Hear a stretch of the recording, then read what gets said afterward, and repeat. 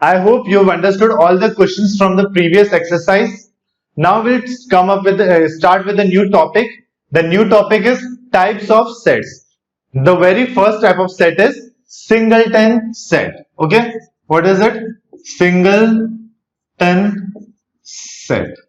Okay, as the name suggests, singleton set is a set which has only one element in its set. Okay, so if I'll say, for example, a set A is equal to an even prime number. Okay, so what all prime numbers are even? Okay, only 2 is a prime number which is even. Okay, no other prime number is even. Okay, so this has only one element. How many elements are there? Only one. So that is why it is singleton set. Okay, another example is set B is student who got first rank in relay race. Okay, so there is a relay race in a sports day, and only one student must have got first rank. Suppose Rahul must have got first rank, so this is again a single set with only one element. Okay, there is another type of set known to be null set or empty set. Okay, null set or empty set is a set which has no element in it. Okay, basically we had seen singleton set which has one element, null set as the name suggests no element in it. So I'll give you one example. C is a set, okay, which is natural number between 10 and 11. Okay, so you know natural numbers are 1, 2, 3, 4, the numbers which are not rational numbers and which doesn't have decimal point in it. So is there any number between 10 and 11? No. So you'll say the set is null, that is there is no element. So you'll just write these curly brackets and you'll write nothing inside it. There's another way of representing a null set which is known as this 0 and this line. This is known as phi. Okay, this is known as phi. So null set can be represented as curly brackets with no element in it or Greek letter phi. I'll give you another example. D x such that x is greater than 10 and x is less than 10. Is there any number which is greater than 10 and less than 10 at the same time? You will say no. So this is also represented as curly brackets with no elements in it or phi. I hope you understood the meaning of singleton set and null set or empty set. Okay. Now let us take another type of set which is known as finite set. Okay. So what is finite set? Finite set is something which are limited. Okay. So for example, I'll give you A is equal to x such that x is less than and equal to 10 and x is element of n. Okay. So you can say the numbers are 1, 2, 3, 4, 5, 6, 7, 8, 9 and 10. So these numbers are finite. These are not infinite. You can count them. That is why it is a finite set. Another example will be students in class 9th. So there could be 30 students, 40 students, 50 students, 100 students, but it is not infinite number of students. Okay, so you can write the name of the students or roll number of the students in listing format. That is why it is an example of finite set. There is another type of set which is known as infinite sets. Okay, infinite sets. As the name suggests, the elements of these sets are infinite. One of the biggest example of sets of these type would be number of or elements, number or elements of stars in galaxy. Okay, there are infinite number of stars, or I'll say galaxy, I'll say sky. Okay, there are infinite numbers of stars in the sky. That is why it is infinite. Another example would be set of natural numbers. Okay, so you can write this as 1, 2, 3, 4 till infinite. So there are infinite number of elements in set of natural numbers. That is why it is known as infinite sets. So let us recall again. Singleton set, only one element. Empty or null set is zero element. Finite set is limited elements. Infinite sets are unlimited elements. Okay, so you will say a single set is singleton set, or null set is also a finite set. Okay, understood? Now let us take another type of set which is known as equal sets. Equal sets are two sets which has exactly same elements. So if I'll say set A and set B, set A and set B, all the elements of set A are equal to all the elements of set B. So if I'll say set A is letters of word T, and set B is letters of word 8.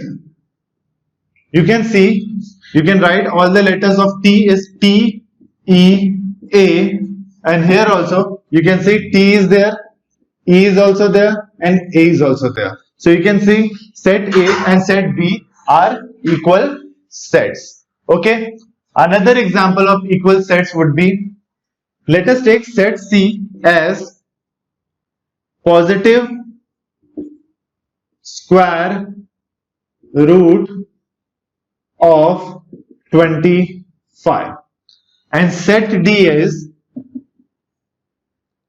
number 5.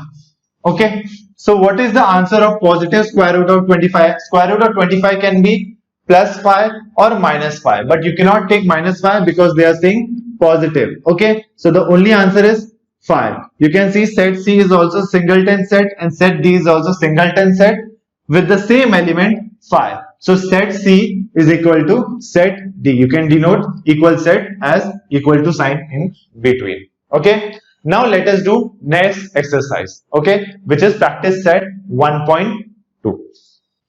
Okay, let us start with practice set 1.2. The very first question is, we have been given certain sets. We have to define whether these are equal or not with justification. Okay, so let us start with set A. Set A is x such that 3x minus 1 is equal to 2. Let's solve this set. Okay, so we'll say 3x minus 1 is equal to 2 can be written as 3x is equal to 1 goes that side, it becomes plus 3x is equal to 3. This implies x is equal to 3 upon 3, that is 1. So you can say set A is 1. Okay, now set B, x is such that x is a natural number. X is a natural number, that means x starts from 1, 2, 3, 4. But x is neither prime nor composite. There is only one number which is not prime and not composite both. So that number is only 1. So you can say 1 is also a natural number, neither prime and nor composite. Okay. Set C, x such that x is the element of n, or we can say this element, sometimes this is also known as belongs. Okay. Certain people use belongs, certain people use this term as element. So any of these is fine. Okay. X belongs to n and x is less than 2. That means x is natural number less than 2. So there is only one number which is natural number and less than 2, that is 1. Now we can see that set A has element 1, set B has element 1, and set C has also one element, that is element 1. So you can say that A is equal to B is equal to C. All the three sets are equal. Now let us do question number 3. We have to define which of the sets are empty sets or null sets. As the name suggests, we have already discussed empty sets or null sets are the sets which has no element in it. Okay. So first question is A. Set A such that A is a natural number smaller than 0. Is there any natural number which is smaller than 0? No. So this can be denoted as this, or phi. We can say A is empty set. There is no natural number less than 0. Next question is X says that phi x minus 2 is equal to 0 and X belongs to N. So let us solve this equation. Phi x minus 2 is equal to 0. This implies phi x is equal to 0 plus 2. This implies phi x is equal to 2. This implies x is equal to 2 upon phi. Okay, x is 2 upon phi. Is 2 upon phi a natural number? No. So x cannot be 2 upon phi and natural number at once. So you can say this doesn't have any element in it. X has to be natural number and x is a infraction. That is, it is a rational number, not a natural number. So x doesn't have any element in it, and x is also a null set. You can say set C. This is set C. Set C is empty set. Okay, let us do question number 4. You have to state with reasons which of the following sets are finite or infinite. Okay. First question. Set A is equal to x such that x is less than 10 and x is a natural number. Okay. You can say less than 10 natural numbers is 1, 2, 3, 4, 5, 6, 7, 8, 9. 10 cannot be written because it is less than 10. As you can see, the number of elements are finite. This is finite sets because numbers of elements are limited or countable. Okay, these are countable elements. That is the reason. Okay. Next question. Third question. C is equal to students of class 9 from your school. There are limited number of students in class 9 from your school which are countable. That is why this is also finite sets. Okay, I hope you understood the reason also. Set of whole numbers. Whole numbers starts from 0, 1, 2, 3 till infinite. So there is uncountable or infinite number of elements. That is why this is infinite sets. Okay. Set of rational numbers. Rational numbers are infinite number of rational numbers in any real numbers. So you can say this is infinite set. Okay. I would like you guys to solve the remaining questions which I have not solved and try to find the answers on your own. Okay. Thank you.